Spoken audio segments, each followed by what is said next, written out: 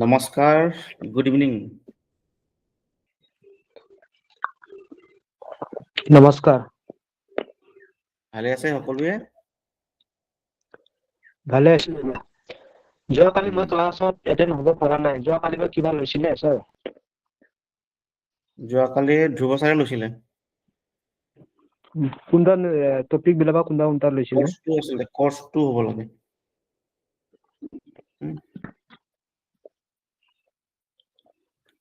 চব আমি পঢ়ি আছো কৰ্চ 1। কৰ্চ 1 আমি 30 মিনিট আজি পঢ়িম।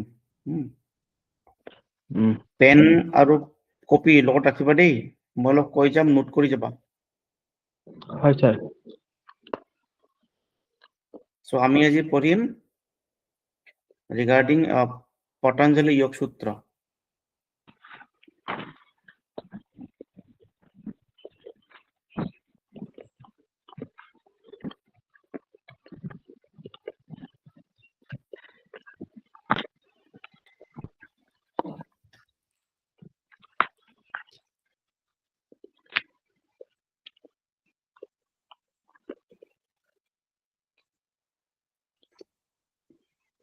পতঞ্জলি যোগ সূত্র বা পতঞ্জলি যোগ দর্শন, it is written by মহর্ষি পতঞ্জলি। মহর্ষি পতঞ্জলিয়ে কি কৰিছিল? পতঞ্জলি যোগ সূত্ৰ সৃষ্টি কৰিছিলে।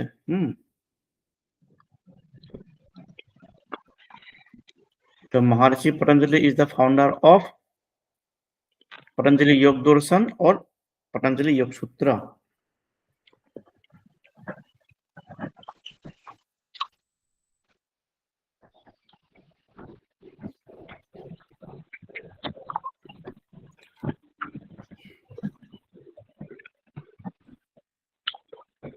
পতঞ্জলি যোগ দৰ্শনত মুঠ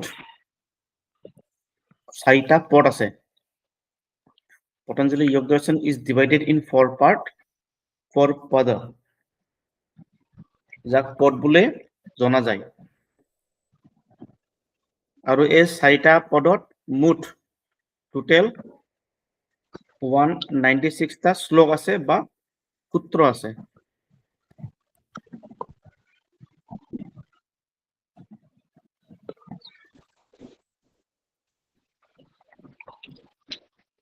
এটা হল ফার্স্ট সূত্র।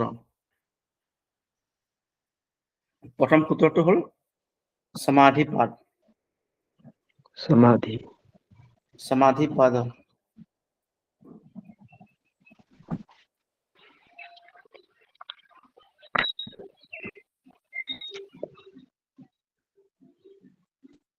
ইয়াত মুঠ 51টা শ্লোক আছে।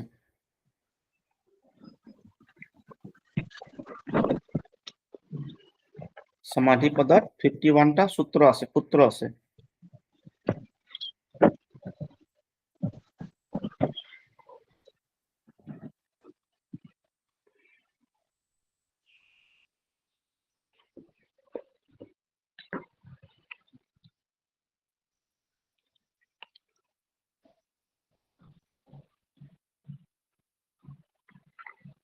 Next is sadhana pad. Sadhana pad বা সাধন পদ। In সাধন পদ 55টা সূত্র আছে। 55 শ্লোকা or sutra in sadhan pada.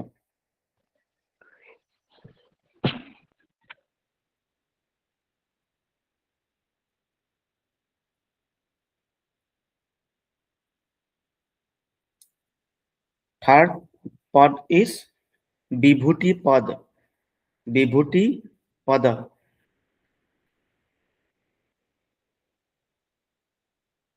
Vibhuti padat মোট 56টা সূত্র আছে। 56 শ্লোকা in vibhuti pad.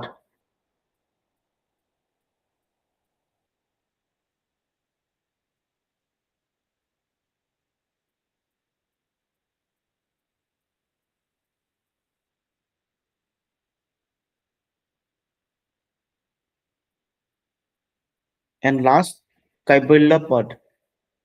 The fourth number of pad is Kaivalya Pad. স্পেলিংটো কেনেকুৱা হয়?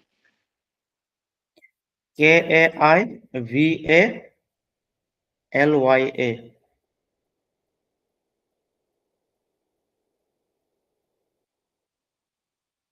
ইয়াত মুঠ 34টা সূত্ৰ আছে আৰু শ্লোক আছে।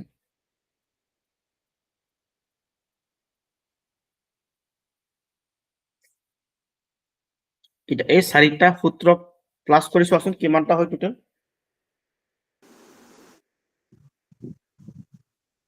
Sir, Samadhi Padot 61 kole ne 51 kole? কিহত? Samadhi Pad. 51. Okay. 196 196 ন? 196 ঠিকে আছে।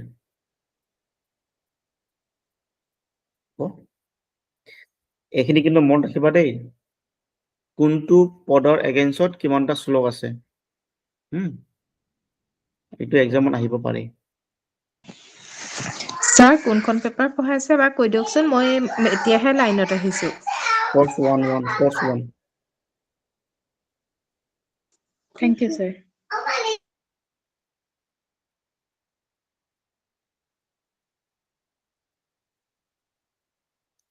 In Patanjali Yoga Sutra, Patanjali সৃষ্টি কৰা যিটো চিষ্টেম অফ যোগা কোৱা হয় অষ্টাংগ যোগ।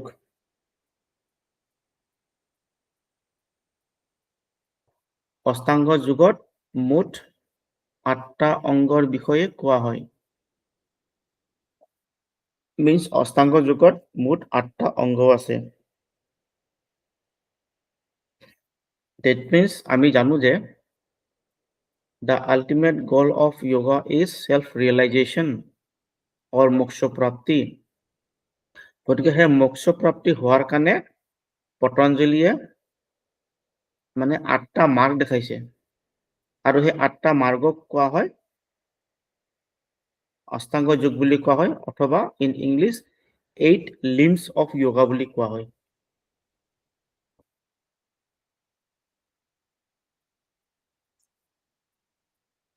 প্ৰথমতে আছিলে number 1 limbs yam, YAMA, yama বুলি কোৱা হয়।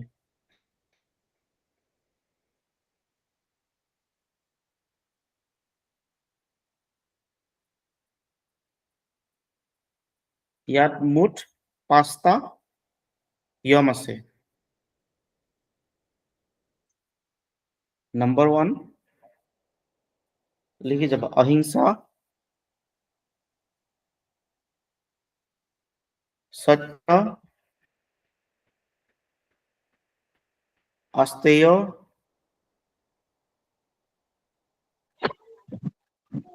ब्रह्मचर्य and अपरिग्रह।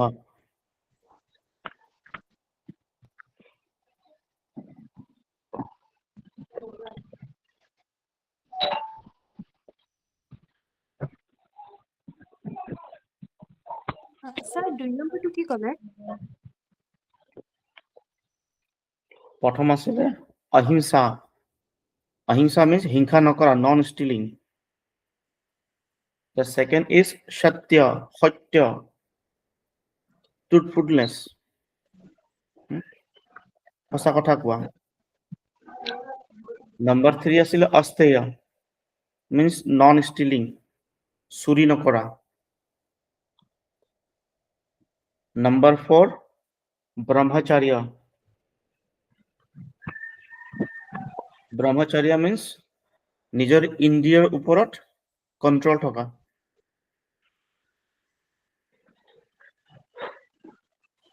And number 5 is aparigraha. ইয়াৰ অৰ্থ স্যাৰ? অপৰিগ্ৰহ মানে হৈ গ'ল গ্ৰহণ নকৰা। তোমাৰ যিখিনি বস্তুৰ ক্ষমতা, তোমাৰ যিখিনি বস্তু সেইটো ল'বা, তাতকৈ বেছি অধিক গ্ৰহণ নকৰিবা। তোমাৰ যিটো বস্তু নহয়, নোহোৱা বস্তুক তুমি গ্ৰহণ কৰিব নালাগে। হয় স্যাৰ। এই পাঁচটাক কোৱা হয় য়মা। তো য়মা মানে হৈ গ'ল বেসিক্যালি সোশিয়াল ডিসিপ্লিন অথবা social ethics.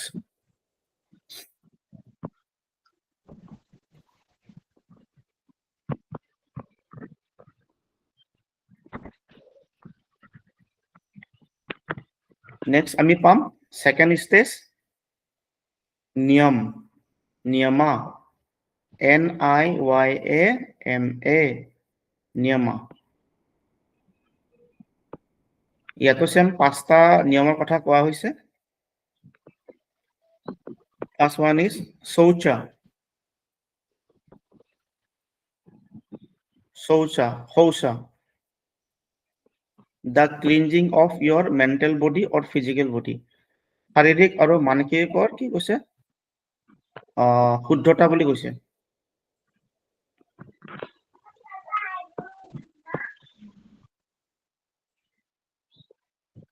Second number niyama is santosha, santosh, সন্তোষ, সন্তোষ হ'ব দিছে। তুমি যিখিনি যোগ্য বা যিখিনি পাইছা তুমি তাতে সন্তোষ থকা বা হ্যাপি থকা।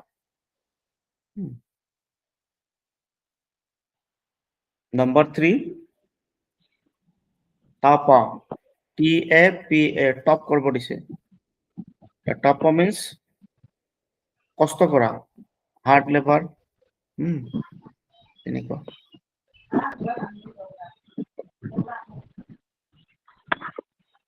Number 4 স্ব-অধ্যয়, স্ব-অধ্যয়, সেলফ স্টাডি, নিজক জানিব দিছে, নিজক স্টাডি কৰিব দিছে, নিজৰ বিষয়ে জ্ঞান প্ৰাপ্ত কৰিব দিছে, জ্ঞান ল'ব দিছে।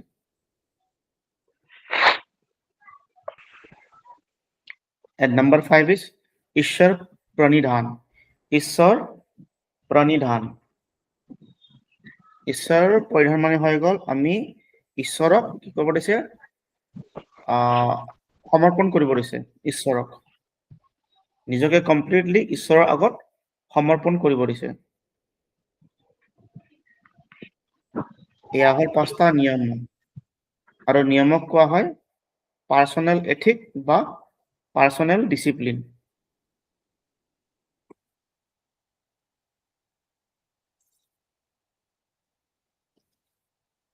পতঞ্জলি কি কৈছে উইদাউট য়ামা এণ্ড নিয়মা যেতিয়ালৈকে নহয় তেতিয়ালৈকে তুমি মেন যোগৰ বা য়োগাৰ যি প্ৰেক্টিছ আছে লাইক আসন প্ৰাণায়াম তাত তুমি যাব নোৱাৰা। গতিকে আসন অভ্যাস কৰাৰ আগত য়ম আৰু নিয়ম মানি চলাটো খুবেই দৰকাৰী। It is the compulsory before practice of asana. So number 3 is asan.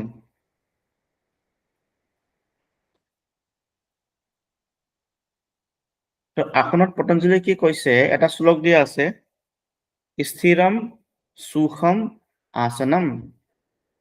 স্থিৰ মানে যিকোনো এটা মুদ্ৰাত যিকোনো এটা পজিশনত স্থিৰভাৱে কোনো ধৰণৰ শৰীৰত কষ্ট নোপোৱাকে যদি বহুত দেৰি বহি থাকিব পাৰে য'ত সুখ অনুভৱ কৰিব পাৰে সেয়াই হ'ল আসন according to মহাৰিষি পতঞ্জলি।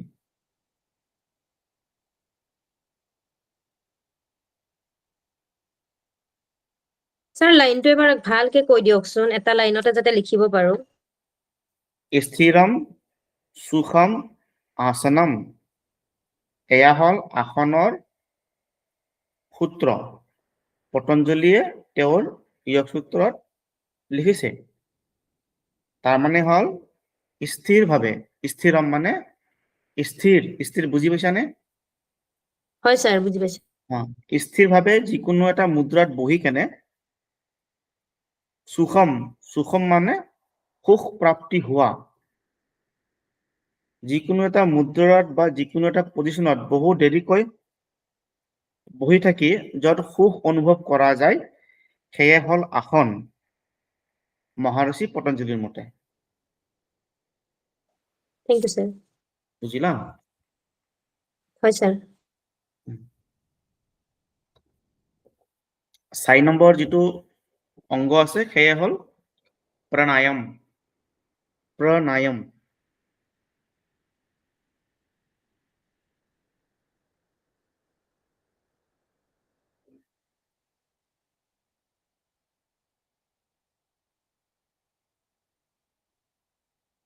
পতঞ্জলীয়ে তেওঁৰ শ্লোকত কৈছে শ্বাস প্ৰশ্বাস শ্বাস প্ৰশ্বাস গতি বিচ্ছেদিহি যোগः গতি বিচ্ছেদিহি প্ৰণায়াম। মানে উশাহ লোৱা আৰু এৰাৰ যিটো গতিটোক বেলেঞ্চ কৰাই হৈ গ'ল প্ৰণায়াম পতঞ্জলিৰ মতে।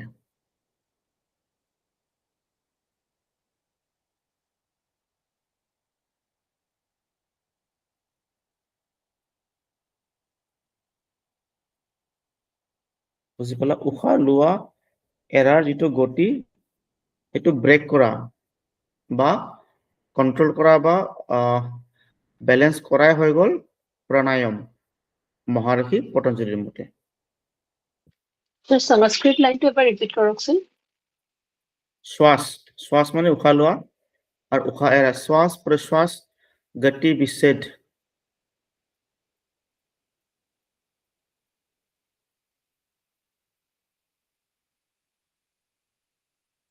কিতাপত পাবা, লগত তুমি গুগল চাৰ্চ কৰিলেও শ্লোকটো ভালকে ওলাই যাব। মাৰিবা প্ৰণায়াম শ্লোক একৰ্ডিং টু মহাৰিষি পতঞ্জলি ওলাই যাব।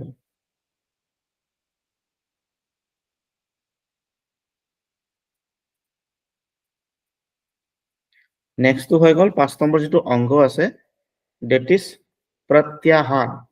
প্ৰত্যাহাৰ।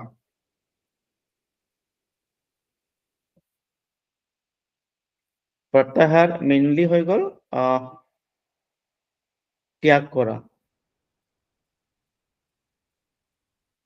বুজিছা? ত্যাগ কৰা প্লাছ নিজৰ ইন্দ্ৰিয়ৰ ওপৰত ইন্দ্ৰিয়ক কন্ট্ৰল কৰা।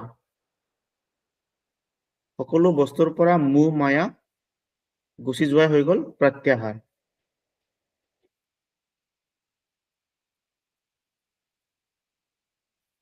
সেয়া হ'ল প্ৰত্যাহাৰ।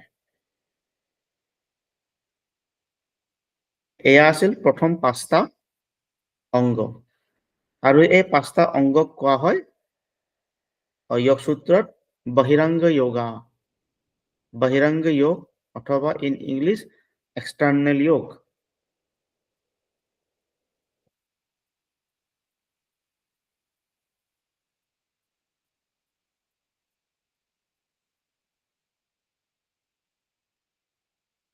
Now we are going to next. Next is dharana.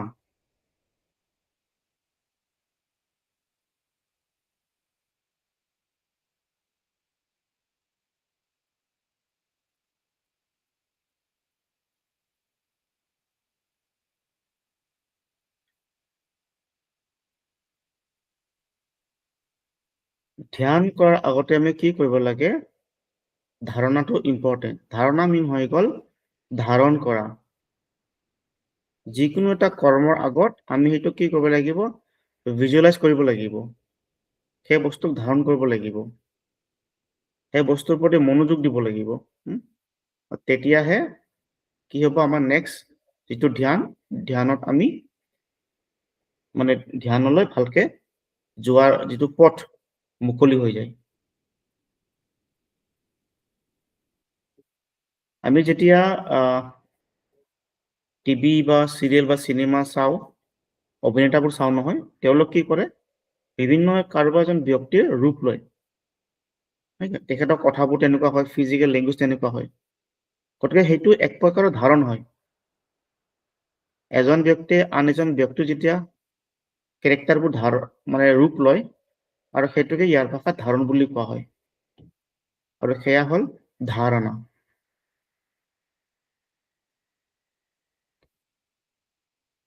Seven number যিটো অংগ আছে সেয়া হ'ল ধ্যানা। যাক আমি মেডিটেশ্যন বুলি কওঁ।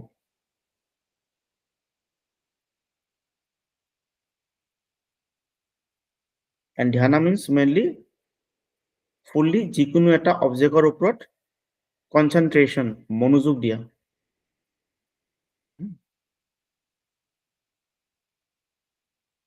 সেয়ে হ'ল ধ্যান।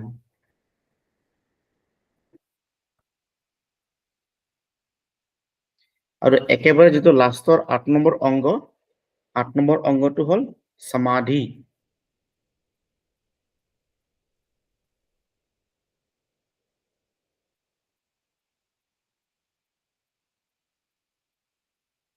সমাধিত কি থাকে?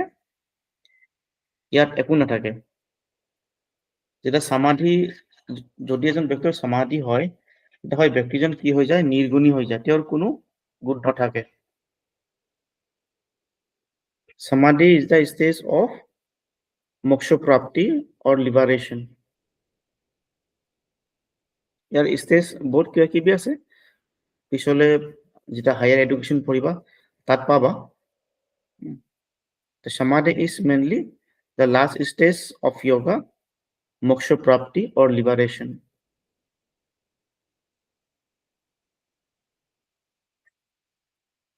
এয়া আছিল পতঞ্জলি যোগ সূত্ৰৰ 8টা অংগৰ 8টা নাম।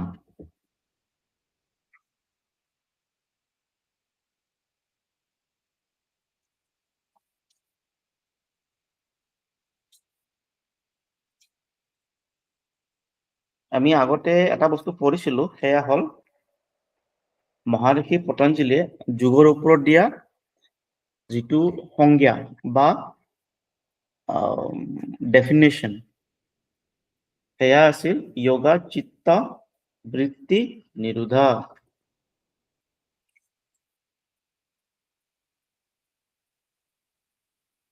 পাইছিলা ন? Yes, পাইছিলো sir. হয় স্যাৰ।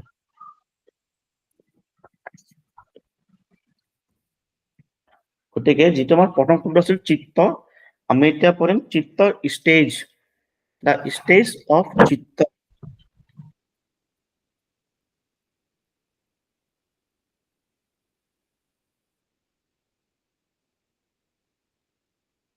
আৰু ইয়াক কোৱা হয় চিত্ত ভূমি বুলি কোৱা হয়। চিত্ত যিটো ষ্টেজ, ইয়াক কোৱা হয় ভূমি বুলি কোৱা হয়। চিত্তৰ মুঠ 5টা ষ্টেজ আছে।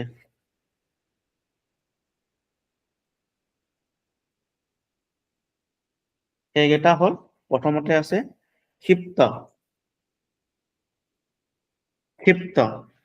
In English KSHIPTA। যদি আমি অসমীয়াত লিখিবলৈ যাওঁ, ক্ষয় লিখিবা, ক্ষিপ্ত। ক্ষিপ্ত মানে হৈ গ'ল ৰেষ্টলেছনেছ,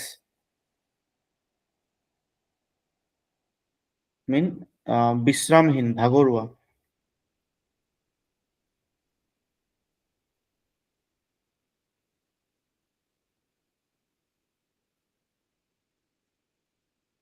That means the restlessness of mind.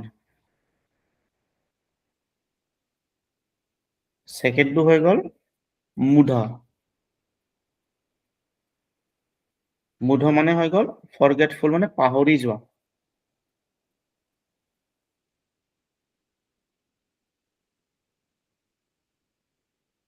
তিন নম্বৰটো হৈ গ'ল বিক্ষিপ্ত। বিক্ষিপ্ত মানে হৈ গ'ল অপজিট, বিপৰীত। ইমান ডিপ ভিতৰত যাব নালাগে, খালি মিনিংখিনি জানি থলে যথেষ্ট হা। বৰ্তমান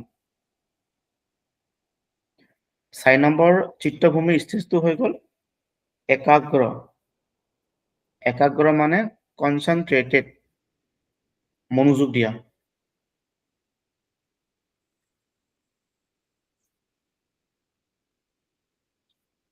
একেবাৰে লাষ্টৰ যিটো ষ্টেজ, চিত্তভূমিৰ ষ্টেজ, সেয়া হ'ল নিৰুদ্ধ।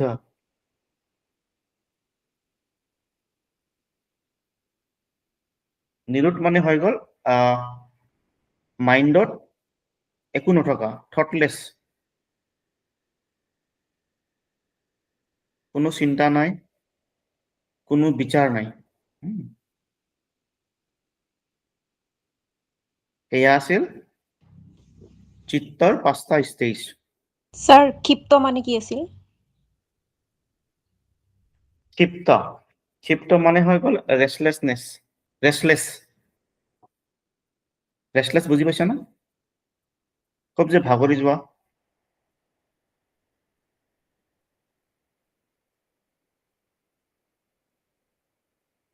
মানে ৰেষ্টলেছনেছ অফ মাইণ্ড, ভাগৰুৱা মন।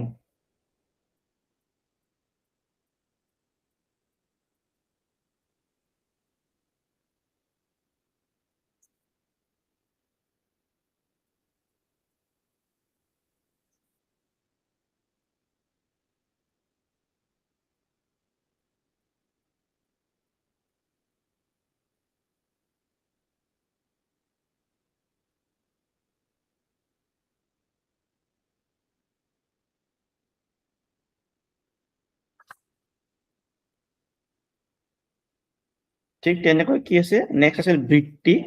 বৃত্তি মানে আমি অলৰেডি পাইছিলো, বৃত্তি মানে আছিলে মডিফিকেশ্যন বা অবষ্টেকল, হয় কি নহয়?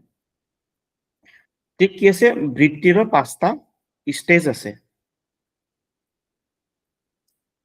সেইকেইটা হ'ল, লিখি যাবা দেই। নাম্বাৰ 1 প্ৰমাণ,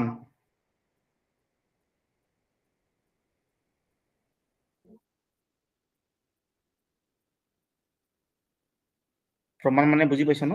প্ৰুফ। স্যাৰ কিহৰ স্টেজ বুলি ক'লে স্যাৰ? বৃত্তি আকৌ এবাৰ ক'ব। বৃত্তি চিত্ত বৃত্তি Okay, নিৰোধ। শ্লোকটো পাইছা ন? আমি চিত্তৰ 5টা ভাগ পালো ষ্টেজ। আমি নেক্সট পঢ়ি আছো বৃত্তিৰ 5টা ভাগ। তাতে প্ৰথমটো আছিলে প্ৰমাণ, মিন্স ৰাইট কগনিশ্যন বা প্ৰুফ। প্ৰমাণৰ 3টা ভাগ আছে, ব্ৰেকেটত লিখি ল'বা হা। 1 নম্বৰত প্ৰত্যক্ষ, যিটো ডাইৰেক্ট দেখা যায়। ছেকেণ্ডটো হ'ল অনুমান, য'ত আমি অনুমান লগাও নহয়, ভাবো এইটো হ'ব পাৰে নহ'ব পাৰে।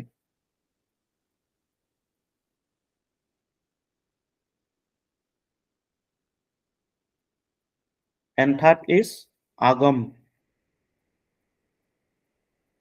আগম মানে বেসিক্যালি এক্সাম্পল, মানে যিকোনো এটা বস্তুৰ জ্ঞানৰ পৰা আমি সেই জ্ঞানটো লোৱা। প্ৰত্যক্ষ, অনুমান আৰু আগম, এই 3টা হ'ল বৃত্তিৰ প্ৰথম যিটো ষ্টেজ, প্ৰমাণৰ ভাগ।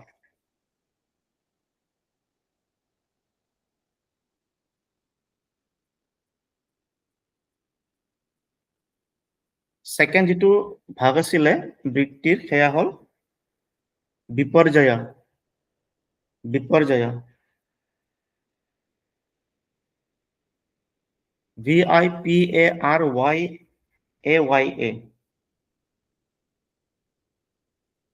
বিপৰ্যয় means basically fake knowledge or false knowledge বা misconception।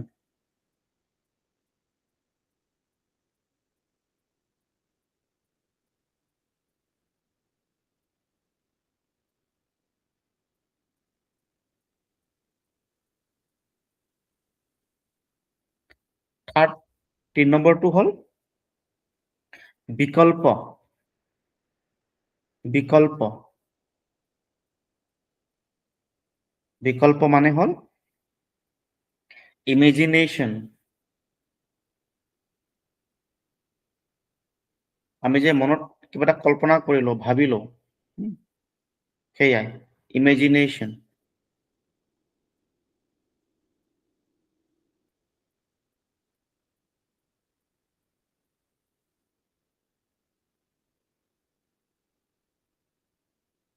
চাৰি নম্বৰ যিটো বৃত্তি আছিল, সেয়া হ'ল নিদ্ৰা।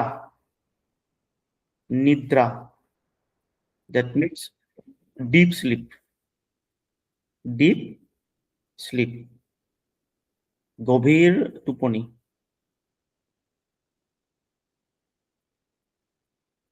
ইয়াত কি হয় ডিপ স্লিপত ইয়াত মাইণ্ডটো কমপ্লিটলি এমটি হৈ থাকে, কোনো থট নাথাকে, থটলেছ। আৰু ইয়াত আমাৰ কোনো সপোন নেদেখোঁ আমি ডিপ স্লিপত। আৰু ইয়াকে কোৱা হয় নিদ্ৰা।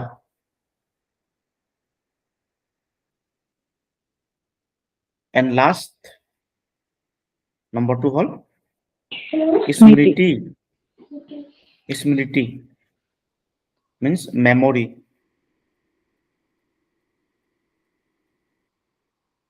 আমাৰ পূৰ্ব অভিজ্ঞতাৰ পৰা আমি যি লওঁ সেয়াক কোৱা হয় মেমৰি, স্মৃতি। 3 নম্বৰটো কি আছিলে? 3 নম্বৰটো বিকল্প। বিকল্প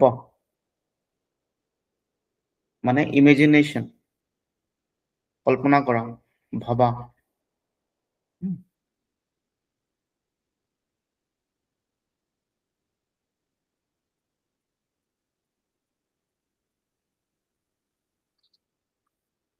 হল লিখা 5টা। হয় স্যাৰ, হৈছে।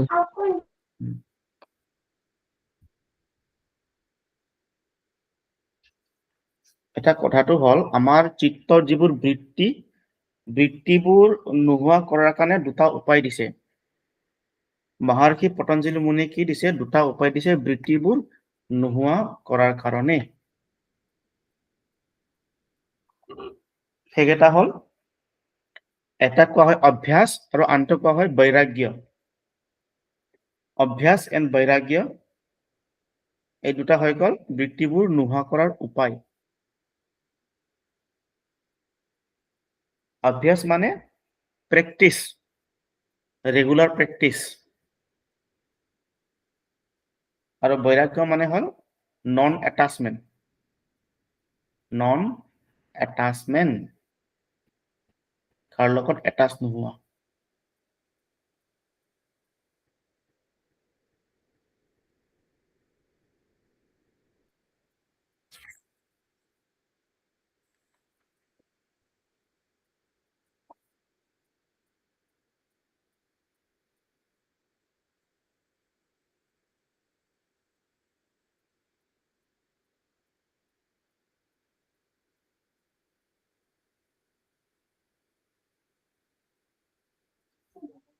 জয়েন কৰা লেট হৈছে তো চিত্তৰ 5টা কিবা আছিলে, অলপ শৰ্টকাটত কৈ দিলে মই লিখিলো।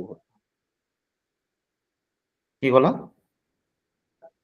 চিত্তৰ 5টা যে ভাগ আছে সেইকেইটা চিত্তৰ 5টা ভাগ? অলপ লেট হ'ল। হয়।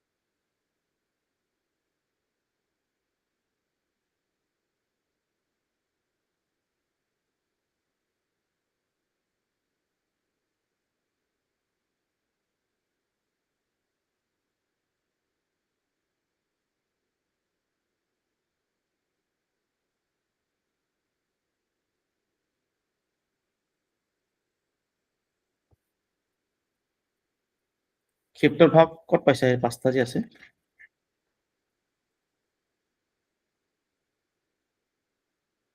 চিলেবাছত আছে নেকি লাগে বুলি? নহয়, অলপ আগতে ক'লে যে চিত্ত।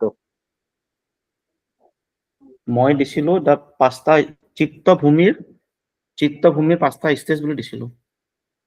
সেইটো তাৰমানে অলপ জাষ্ট শুনিলো তো সেইকাৰণে গম পোৱা নাছিলো যে কি কৈছিলে বস্তুটো। আচ্ছা, আৰু এবাৰ লিখি লওঁ, মই আৰু এবাৰ কৈ দি আছো। অ। প্ৰথমটো আছিলে ক্ষিপ্ত। ক্ষিপ্ত। ছেকেণ্ডটো আছিলে মূঢ়। মূঢ়। মূঢ়। MU MUDHA, মূঢ়। 3 নম্বৰটো আছিলে বিক্ষিপ্ত। ক্ষিপ্ত। 4 নম্বৰটো আছিলে একাগ্ৰ। আৰু 5 নম্বৰটো হৈ গ'ল নিৰোধ।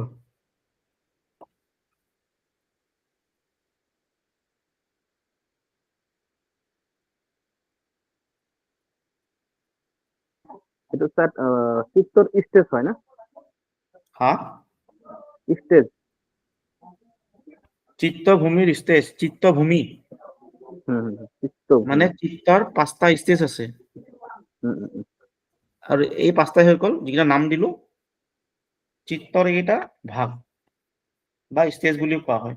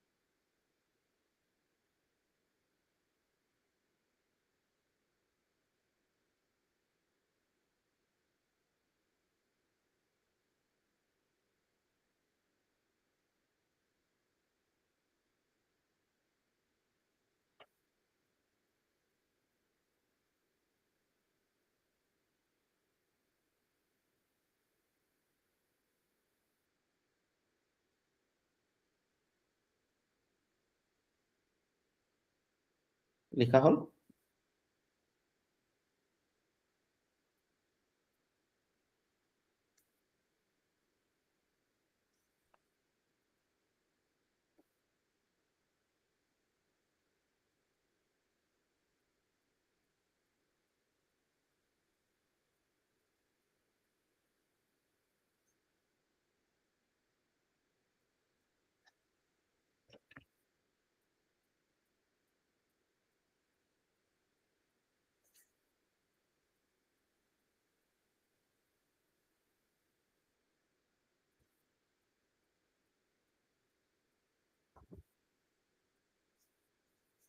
এইখিনি আজি অলপ পঢ়িবা হা, মই যিখিনি নোট দিলো এইখিনি পঢ়িবা। যদি কিবা বুজি পোৱা নাই মোক কালি এবাৰ সুধিবা, মই কালি আৰু এবাৰ ক্লাছ ল'ম। অলপমান Sir, দিব লগা আছে। sir, আপুনি যিটো লাষ্টত অভ্যাস আৰু বৈৰাগ্যৰ কথা ক'লে সেইটোৱে নিৰোধা হ'ব নেকি? চিত্তবৃত্তি নিৰোধাটো সেইটো নেকি? বৈৰাগ্য এণ্ড অভ্যাস কথা অভ্যাস ক'লে এণ্ড যে বৈৰাগ্য। লাষ্টত অভ্যাস এণ্ড বৈৰাগ্য। নহয় কৰে, তো ইট ইজ কল্ড নিৰোধা। হয়। Okay, thank you. ঠিক আছে, তো বাই কালি লগ পাম হা।